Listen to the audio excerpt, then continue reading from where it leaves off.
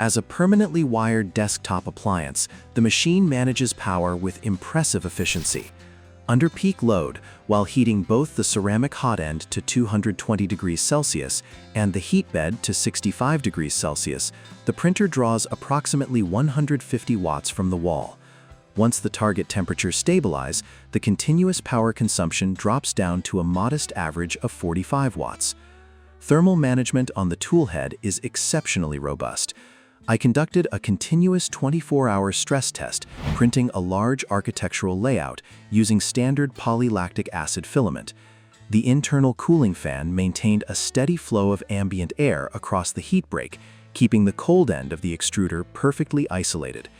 Even in a room resting at 75 degrees Fahrenheit with minimal airflow, the tool head never suffered from heat creep or premature filament softening. However, the heated bed meets its physical limit at exactly 80 degrees Celsius.